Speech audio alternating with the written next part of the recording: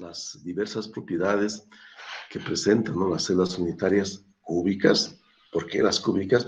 No solamente porque son las más simples, sino porque la mayoría de los materiales que usamos en nuestras construcciones mecánicas tienen este tipo de celdas unitarias, ¿no? Forman este tipo de cristales. Y una de las cosas que más nos había llamado la atención era esa definición que hemos dado respecto a los materiales que tienen comportamiento idéntico en todas direcciones, materiales isótropos, los que son fáciles de usar, son fáciles de modelar y que la resistencia de materiales, ¿no?, puede explicar su comportamiento de una manera relativamente sencilla, y aquellos otros que son más complicados en analizar, y tal vez sea uno de los motivos también por qué no usamos tanto, ¿no?, ese tipo de materiales en nuestros proyectos, son los materiales anisotropos o anisotrópicos también, se denominan de la misma manera. Estos materiales tienen la desventaja de tener propiedades diferentes en diferentes direcciones, en diferentes orientaciones. Y eso complica bastante, no solamente su modelado, los cálculos, sino también inclusive su construcción, porque habría que tener cuidado, ¿no?, de usarlos en las direcciones adecuadas para que puedan comportarse según lo planificado. Y un ejemplo característico que habíamos dado era la famosa madera, ¿no?, que es un material que tiene propiedades muy diferentes en el sentido longitudinal de sus fibras que en su sentido transversal. Entonces, no puede ser definido como material isótropo. Bajo esos conceptos de definiciones de material isótropo y anisótropo, habíamos analizado cómo podría comportarse un material entonces que esté formado por cristales, o sea, que sea cristalino. Y aparentemente, analizando una celda unitaria, veíamos de que las distancias interatómicas en diferentes direcciones eran diferentes. Y como esas distancias interatómicas eran definitorias en los enlaces, en la fuerza de atracción del enlace, en la estructura del material, concluíamos que estos materiales cristalinos tendrían que ser anisótropos. Y ahí nació la necesidad entonces de contar con algo, con algún sistema que nos permita identificar direcciones y también planos en estos materiales anisótropos para poder usarlos adecuadamente. Y como ejemplo yo les había mostrado, ¿no?, esos cristales de silicio que son muy usados para fabricar microprocesadores y otros dispositivos electrónicos, donde un comerciante al minoreo, ¿no?, es como ir a una tienda, me preguntaba, ¿y qué orientación quieres de tu cristal? Y yo tenía que saber entonces qué orientación necesito bajo lo que vamos a llamar de índices de Miller, que es el sistema que se ha desarrollado justamente entonces para poder identificar estas direcciones y planos en los cristales. Pasemos entonces a hacer algunos ejemplos de cómo podríamos entonces hacer el modelo de este tipo, ¿no?, de índices de Miller, de este sistema, perdón, de índices de Miller, para poder identificar entonces direcciones en nuestros cristales. Bien, entonces hay tres pasos simples que necesitamos seguir para identificar una determinada dirección cristalina. Voy a apoyarme entonces en una figura de esta presentación para poder entonces explicar mejor. ¿Cuáles son esos pasos? Bueno, son bastante sencillos, ¿no? El primer paso, el más importante, es, miren, poner un sistema de referencia a mi celda unitaria. Si bien vamos a enfocarnos en lo que es las celdas unitarias cúbicas, estos principios pueden aplicarse a las 7 familias de celdas unitarias y a los 14 tipos de redes cristalinas o redes de Bravais, como también conocemos, ¿no?, incluyendo a las más complicaditas geométricamente, ¿no?, como son entonces las clínicas, ¿no? Bueno, entonces, el primer paso, el más sencillito, es, miren, poner un sistema de referencia a la celda unitaria. Por ejemplo, si yo estaría analizando esta celda unitaria del centro, esta de aquí, y yo quisiera saber definir o identificar una dirección cristalina en esta celda bajo índices de Miller, mi primer paso sería poner un sistema de referencia de tal manera que el sistema de referencia sea cartesiano. ¿Cuáles son esos sistemas cartesianos? Son los que hemos aprendido normalmente en geometría analítica, nuestro famoso X, Y, Z, ¿se acuerdan, no? El X, Y, Z tradicional que usábamos entonces para definir nuestras celdas o nuestros sistemas de referencia tridimensionales.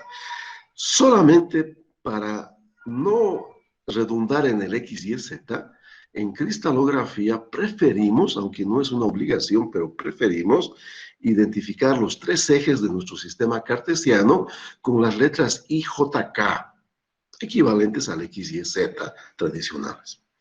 La única condición que tenemos para poner este sistema de referencia es que el origen del sistema de referencia, nuestro cero, coincida con un vértice de nuestra celda unitaria cúbica. Y adicionalmente, los tres ejes referenciales coincidan con alguna de las aristas, entonces que tenga mi celda unitaria, ¿no? Más fácil ver que tantas palabras. Entonces, si esta es mi celda, mi tradicional sistema de referencia, entonces podría ser este, ¿no?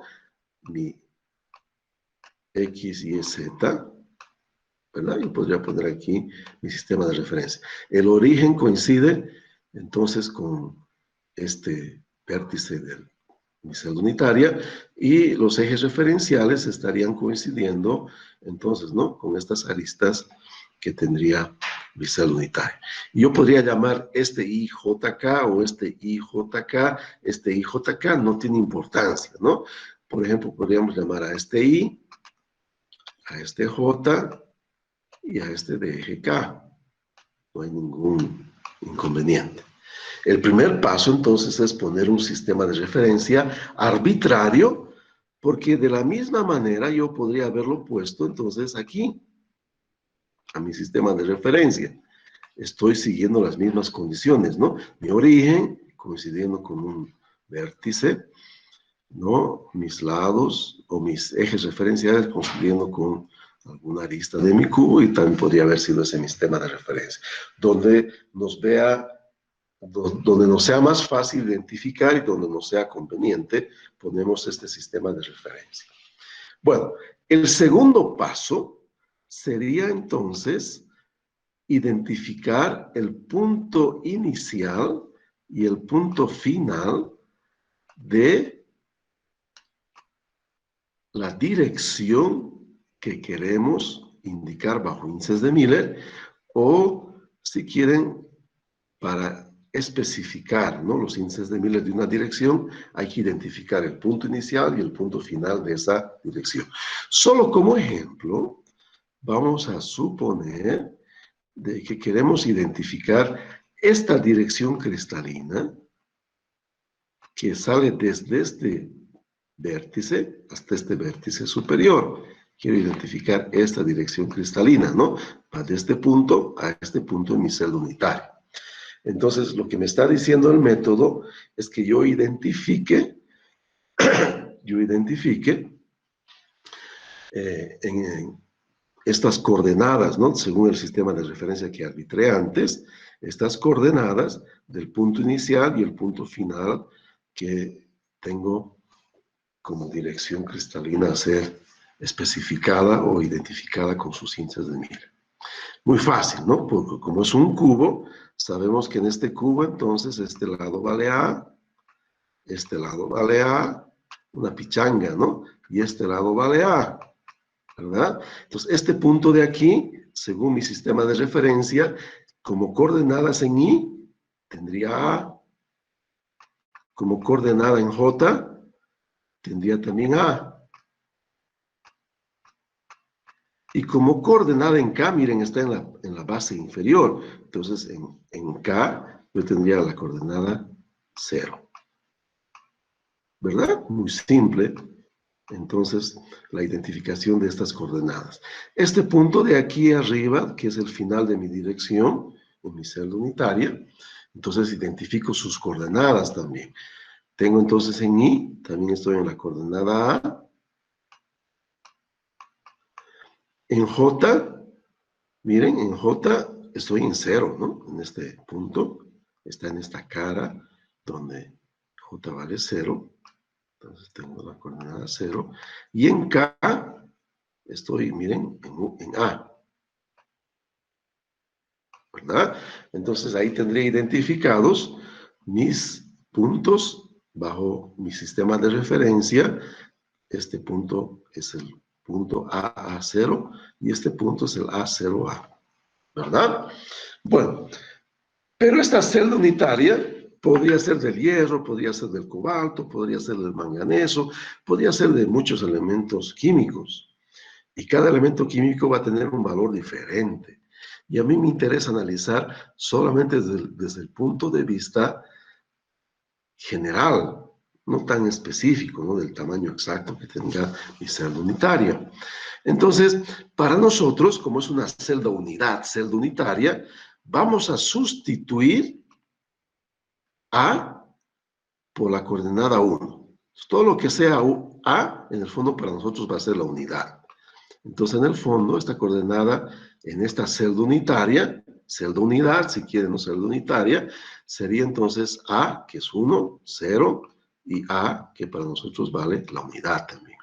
Y en el punto inferior, donde comienza mi dirección cristalina, entonces este punto sería el A, en J sería A, que vale 1, y en K sería 0, como entonces está especificado. Entonces, en vez de llamarlo punto AA0, va a ser mi punto 110, perdón, bajo el principio de que esta es una celda genérica, es una celda unidad que podría corresponder a cualquier elemento químico, ¿no? Que estaría formando este tipo de estructuras cristalinas. Facilísimo. Entonces, recapitulando. Primer paso, poner un sistema de referencia. Segundo paso, identificar las coordenadas del punto inicial y del punto final de lo que sería entonces la dirección cristalina que quiero identificar. Fácil. Bien, y el tercer paso, mucho más sencillo todavía, vamos a concebir como índices de Miller la resta del punto final menos el punto inicial que tengamos identificados. Reitero, ¿no? Mis coordenadas o mis índices de Miller de mi dirección cristalina van a estar entonces especificadas por el punto final menos el punto inicial. Hagamos esa sencilla operación. Entonces, los índices de Miller de esta dirección van a ser 1, menos 1, 0. No se olviden que estamos hablando, ¿no? De distancias vectoriales y en consecuencia voy a hacer, ¿no? Las operaciones siempre en función de ejes independientes, ¿no? Entonces, 1 menos 1, 0. En J, 0 menos 1, menos 1. Voy a poner aquí, ¿no? Menos 1. Es realmente complicadito escribir con el mouse. Y finalmente, ¿no? ¿Qué me quedaría? Me quedaría la última coordenada que sería en K. Tengo entonces 1 menos 0. Muy fácil de visualizar, ¿no? Reiteramos, el tercer paso, el más sencillo, simplemente entonces es restar del punto final de la dirección el punto inicial. 1 menos 1, 0. 0 menos 1, menos 1. 0 menos 1, menos 1, ¿no? Y 1 menos 0, 1. Entonces, esos serían los índices de Miller de esta dirección que habíamos entonces puesto como ejemplo. Y la única condición para no confundir con otros números, con vectores unitarios, etcétera, y saber que se trata de, entonces, índices de Miller, la condición es nada más de que vamos a escribir nuestros índices de Miller entre corchetes, ¿no? Vamos a poner entre corchetes, o que también a veces llamamos de paréntesis rectos. Y de esa manera, respetando la convención, es fácil deducir de que estamos entonces escribiendo índices de Miller, que se refiere a la identificación de direcciones en los cristales. ¿Cómo se identifica una dirección cristalina? Porque los índices de Miller de esa dirección cristalina se escriben siempre entre corchetes, ¿no? Esa es la convención. Muy fácil de recordar. Corchetes están vinculados a lo que serían entonces direcciones cristalinas. Bueno, otro detalle importante. No se olviden que no estamos hablando de números normales. Estamos hablando de un sistema que me permite identificar direcciones y planos en los cristales. Entonces hay algunas convenciones a seguir. Y una convención que es un poquitín rara, pero no deja de ser fácil de captar y fácil de entender, es de que se ha convencionado que cuando tengamos un índice de Miller negativo, como es nuestro caso del ejemplo, no lo vamos a escribir delante del índice, justamente para saber que no se trata de un número normal, sino entonces este negativo, el índice de Miller negativo, lo vamos a escribir sobre el índice, como un sombrerito. ¿Ok? El negativo entonces iría sobre lo que sería el índice de Miller. Y no tendríamos entonces ese cero. Entonces, los índices de Miller de esta dirección, estarían dados por 0, menos 1, 1. Esos serían los índices de Miller de esta dirección. ¿Cómo identifico que se trata de una dirección identificada o designada con índices de Miller? Es porque tenemos la convención que los índices de Miller de direcciones vienen escritas entre corchetes, y de esa manera sabemos que se trata de una dirección en un cristal, ¿verdad? Esta convención es facilísima de acordarse, junto con la del negativo que va sobre el índice de Miller. Algo que se ve aquí, pero no aclaré, es que no usamos separadores a no ser que sean espacios vacíos. O sea, no usamos comas, no usamos punto y comas, no usamos rayitas como separadores, sino usamos como separador un espacio vacío entre índice de Miller y índice de Miller. No hay comas, no hay puntos y comas, no hay guiones, no hay rayitas, solamente espacios vacíos para poder entonces indicar los famosos índices de Miller. La metodología es sencillísima, es básica, pero entonces va a ser muy útil para poder identificar nuestras direcciones en los cristales.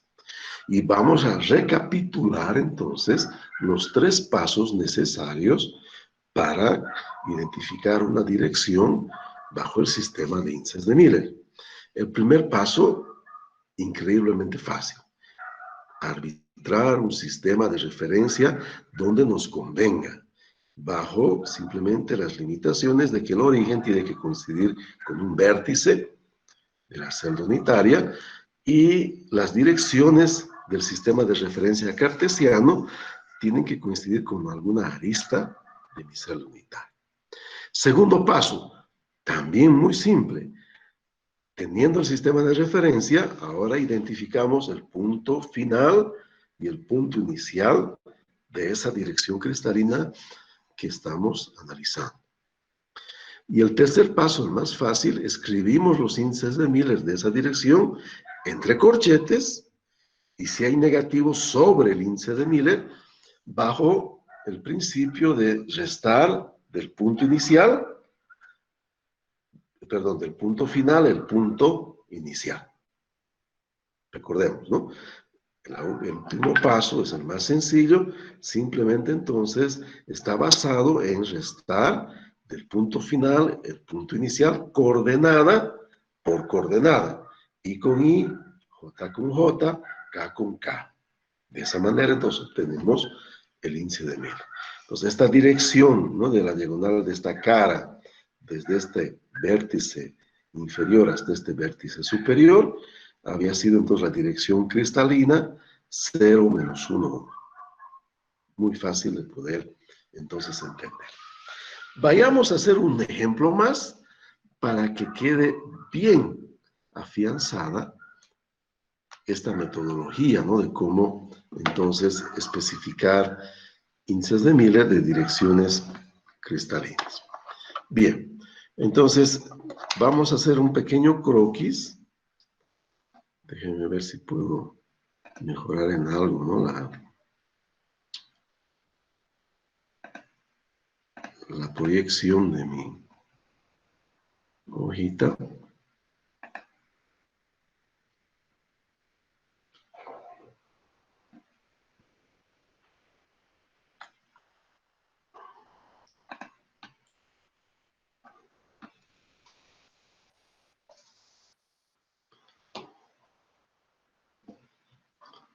No está muy...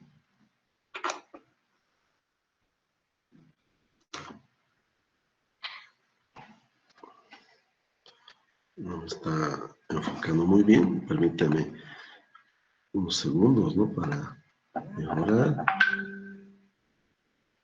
Voy a cerrar y voy a releer esto.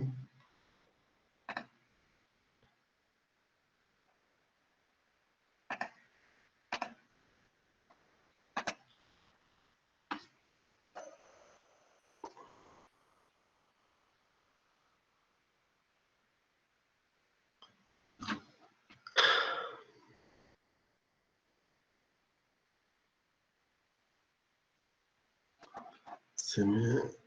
Justo ahora, ¿no? Ahora sí. Ahora mejoró, ¿no? Mejoró el enfoque. Bien, entonces, proyecto en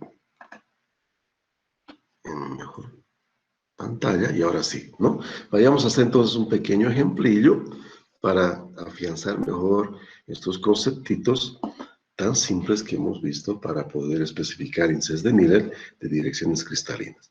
Supongamos entonces que tenemos una celda unitaria genérica, no importa si es cúbica simple, cúbica de cuerpo centrado, cúbica de cara centrada, no importa, ¿no?, cuál celda sea, los principios son los mismos para identificar las direcciones cristalinas.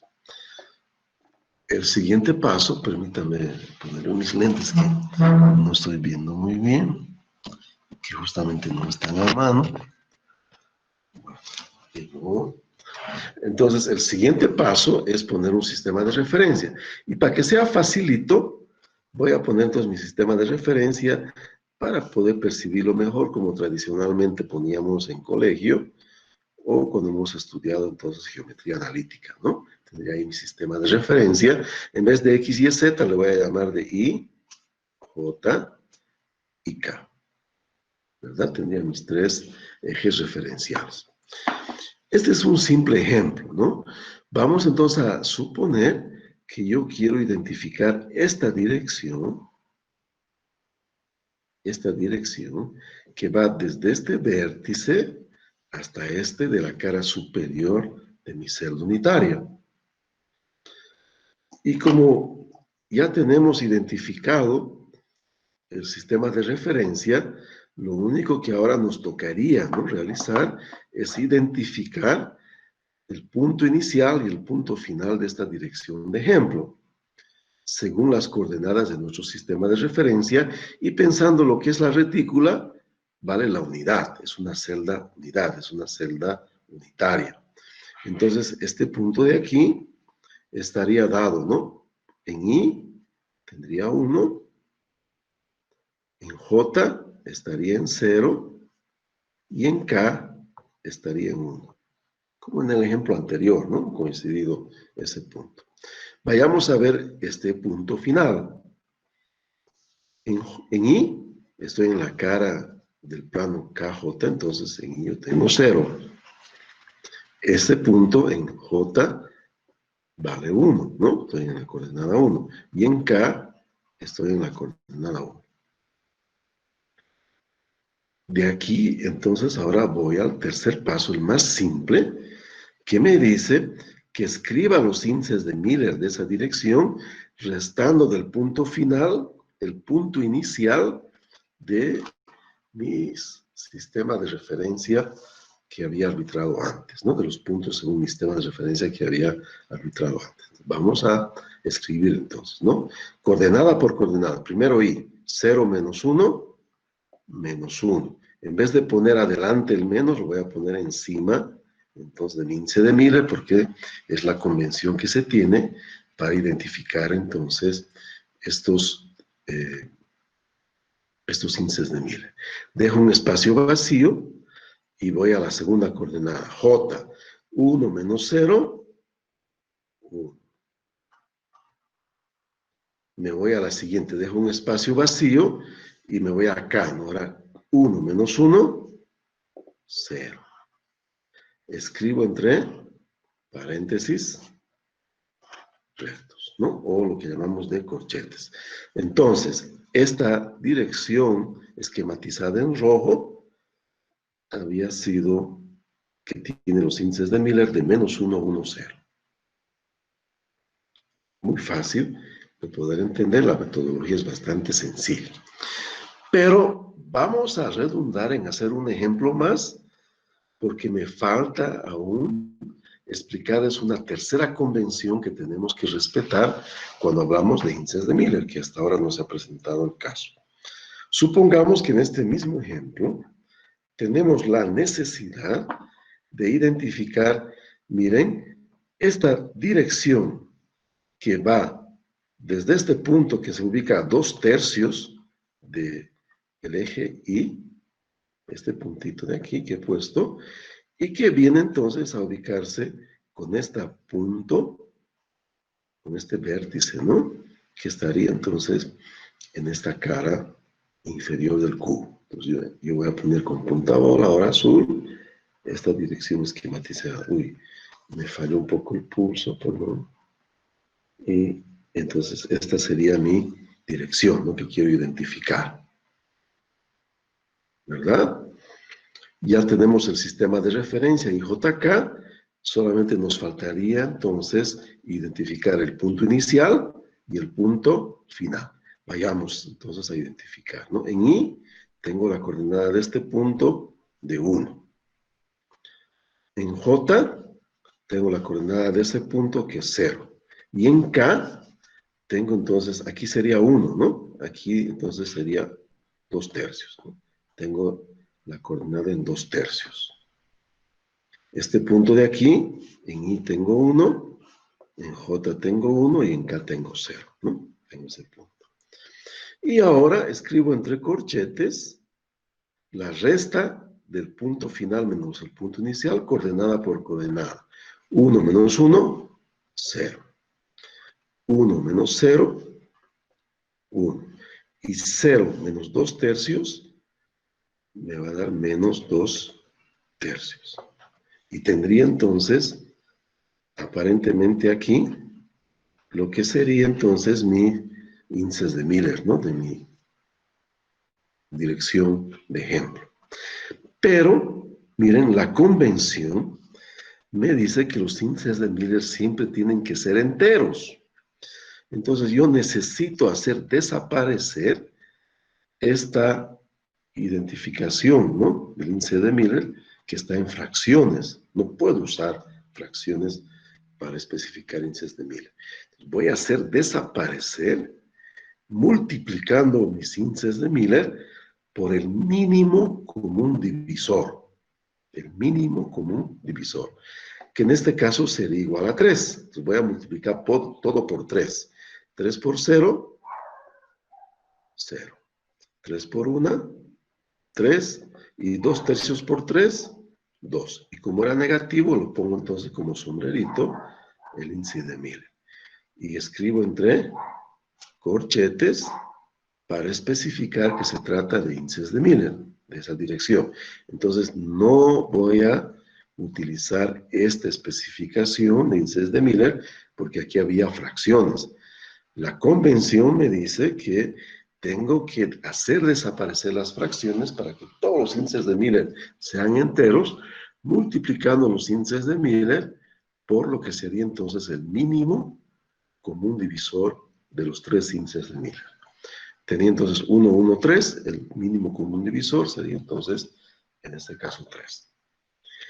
Ahora sí, entonces, tenemos conocimiento de las tres convenciones básicas que se requieren para especificar índices de Miller en direcciones cristalinas.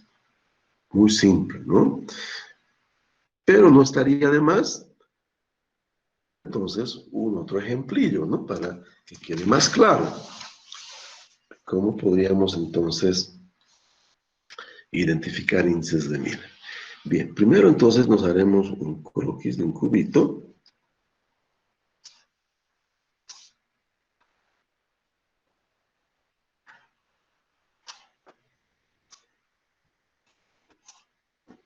Y voy a usar como ejemplo, para completar este croquis, ¿no? Para que percibamos las tres dimensiones. Y solamente para poder, ¿no?, analizar en algo, voy a seguir entonces usando el tradicional sistema de referencia que hasta ahora habíamos usado. Este sería mi I, mi J y mi K. ¿Qué pasaría si a mí se me ocurre llamarle X, Y, Z o ABC? No pasa nada, ¿no? Es una recomendación, no es una obligación, ¿no? La designación de IJK a estos ejes. Bien, entonces, quiero llegar a definir otra característica de estas direcciones cristalinas y por ese motivo, entonces, voy a usar una dirección muy sencillita. Voy a pensar entonces que quiero designar, miren, esta dirección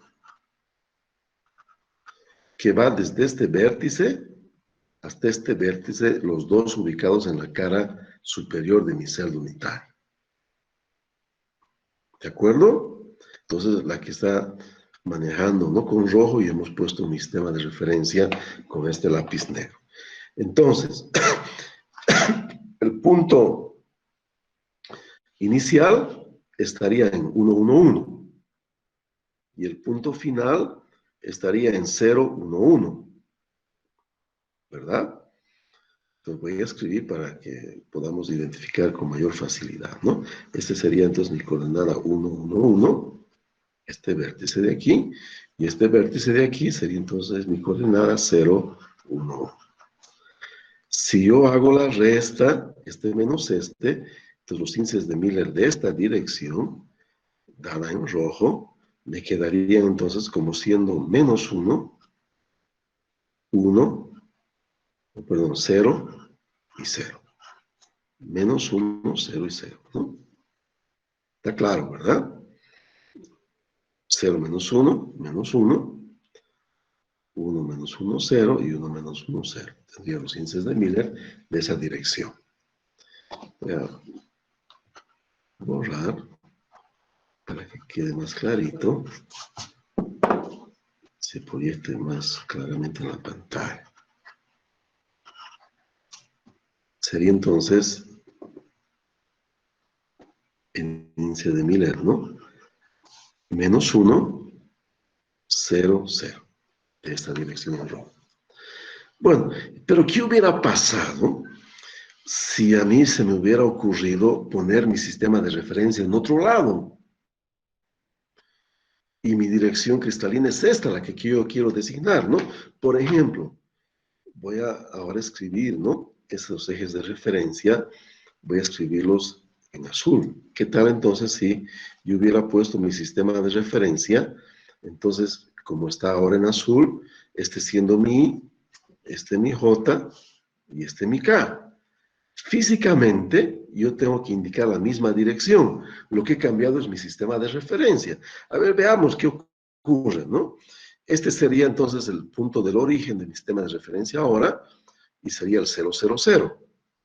Y este punto final sería entonces la coordenada 0 en I, 1 en K y 1 en J.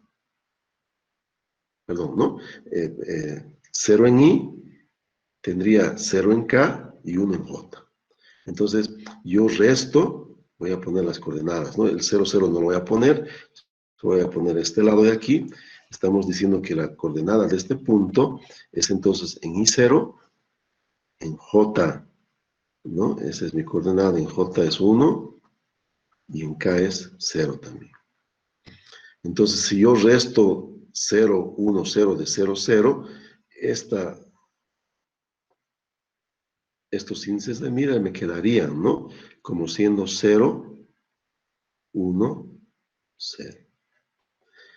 Miren, estábamos hablando de la misma dirección y lo único que cambiamos es entonces que cambiamos el sistema de referencia.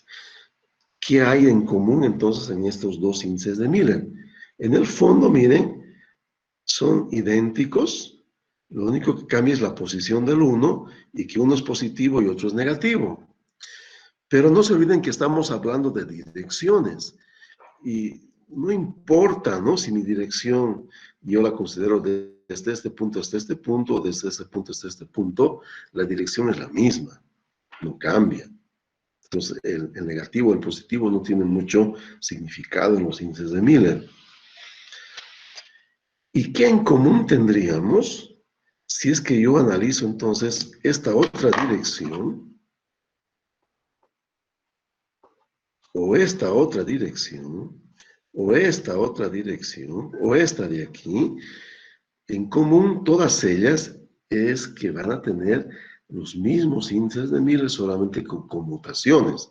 Una va a ser la 0, 0, 1, otra va a ser la 0, 0, 1, la otra va a ser la 0, 0, menos 1, y así, ¿no? Voy a tener entonces la misma, en el fondo, la misma dirección. Y si nos vamos a ver un cristal, como veíamos antes, un cristal, ¿no? Como estábamos viendo, perdón, aquí. Este cristal, miren, si ustedes se fijan, si yo estoy analizando esta dirección, la distancia interatómica es idéntica a esta de aquí abajo, o a esta de aquí, o a esta de aquí. O sea, son direcciones que tienen las mismas propiedades. Entonces, son direcciones equivalentes. Son direcciones de la misma familia. Vamos a hablar entonces del concepto de familia de direcciones. Entonces, ¿no? ¿Qué direcciones pertenecerían a la familia de direcciones que veíamos hace un momentito, ¿no? Entonces, ¿qué familia de direcciones pertenecerían a esta de aquí? Hemos hablado, ¿no? De la 001, la 010, la 100, también entonces, ¿no? La menos 100, la 0 menos 10, la 00 menos 1. Todas estas direcciones pertenecen a la misma familia. Reitero, ¿no? Todas estas direcciones pertenecen a la misma familia, son idénticas, tienen las mismas propiedades. Y su forma de designación, entonces, en función de dónde ponga mi sistema de referencia, podría cambiar de una a la otra, pero son de la misma familia, tienen el mismo comportamiento en propiedades, todas estas direcciones. Y vamos a convencionar, entonces, de que una familia de direcciones la vamos a escribir entre los símbolos de mayor y menor.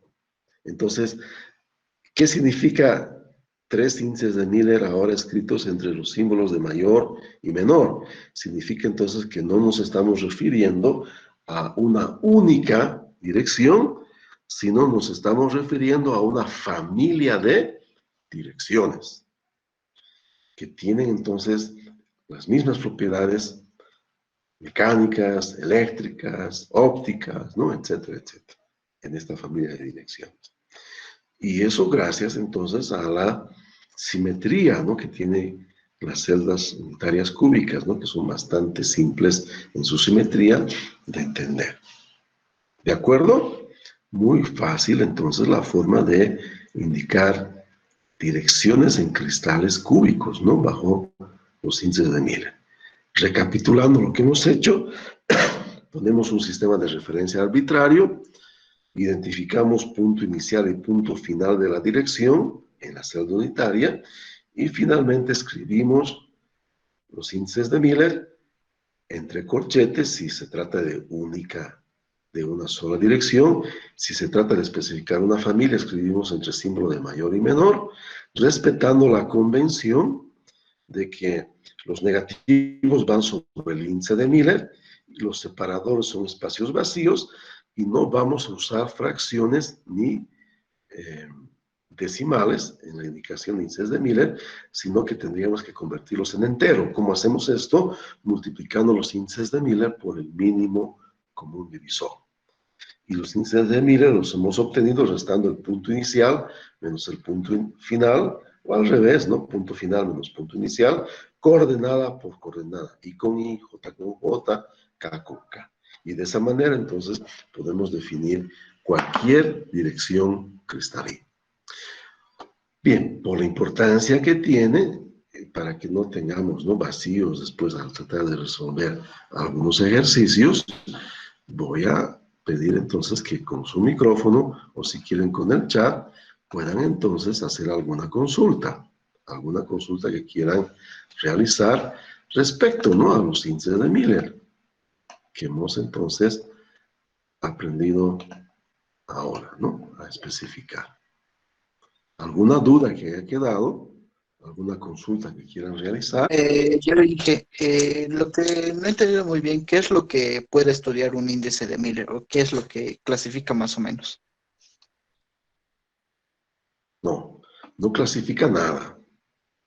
Los índices de Miller son un sistema para poder identificar direcciones y planos en los cristales.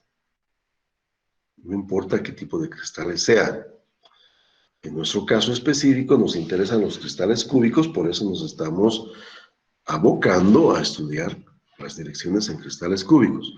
Pero yo les comentaba de que como las propiedades cambian en diferentes direcciones, necesitamos en la ciencia y en la ingeniería, necesitamos entonces de estos índices de Miller para decir, ¿no?, mi propiedad es tanto en tal dirección, mi propiedad es tanto en tal dirección. Esas direcciones están designadas bajo ese sistema de índices de Miller.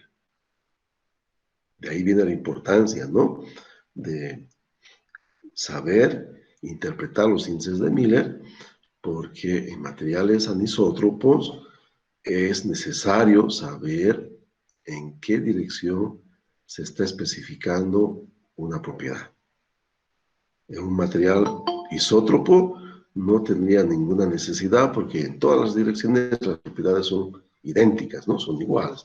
Pero en materiales anisótropos, que es el caso, como hemos demostrado de los cristales, son anisótropos, es necesario entonces contar con una metodología, ¿no?, de identificación de direcciones y planos en estos cristales. Bien, ¿alguna duda más? ¿Alguna duda más? ¿Alguien que tenga alguna consulta?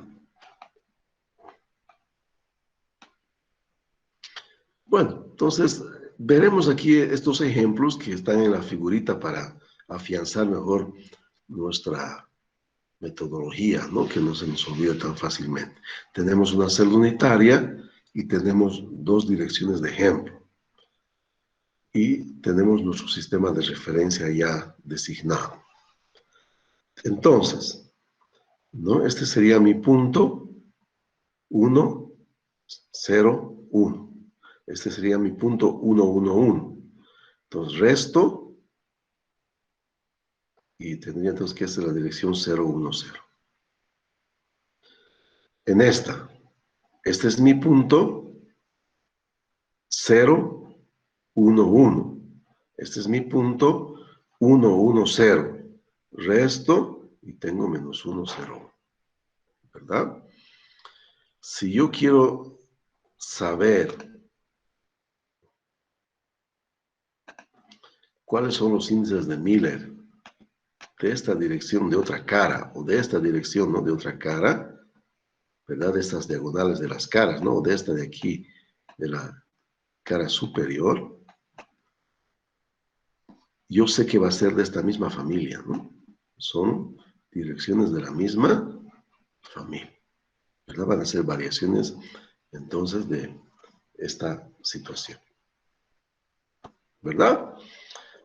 Hay aquí un ejemplillo, una tablita más que ejemplo, donde entonces podemos ver que con algunas familias de direcciones, en el caso, ¿no? La familia que habíamos analizado hace un ratito, ¿se acuerdan, no? La 100, les muestro, ¿no? Aquí, aquí tenemos, ¿no? La familia 100 tiene 6 componentes, ¿verdad? Entonces, eso es lo que me están diciendo, ¿no? Esta familia de direcciones tiene 6 componentes. La 010, la 001, la -100 y así por delante, ¿no? Como hemos desmenuzado hace un ratito. Y estas otras direcciones que también son importantes, tienen estos componentes. Estas diagonales de la cara, ¿cuántas caras hay? Hay 6 caras en un cubo. En una celda unitaria cúbica hay 6 caras. ¿Y cuántas diagonales hay en cada cara? Hay 2, ¿no? Vayamos a ver nuestro ejemplo otra vez. Aquí, ¿no? Miren, tengo entonces en cada cara 2 diagonales. En cada cara 2 diagonales. Entonces, tendría, ¿no? En esta familia de direcciones 110, tendría entonces 6 caras, 2 direcciones por cara, entonces tendría 3 componentes en esa familia. ¿No? Habría que hacer ese listado, ¿no? Que va a ser el 110, el 101, el 011, después el -110, el 1-110 y así por delante, ¿no? Vamos a llegar a los 12 componentes. Puede tener entonces esa familia de direcciones. Esta dirección cristalina es muy importante, la 111. ¿Quién podría decirme así de cabeza de dónde a dónde va esa dirección 111? De cabeza, ¿de dónde a dónde va la dirección 111? Pensando que salimos del origen, ¿hacia dónde iría la dirección?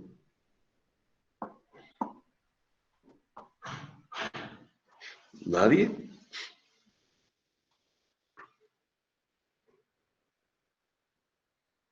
Es la diagonal principal del cubo, ¿no?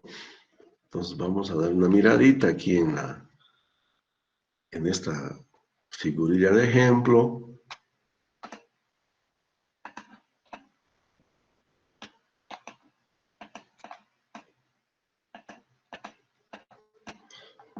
Entonces, si este es mi origen, 00, y este es mi punto 111, entonces, ¿no? Esta diagonal principal,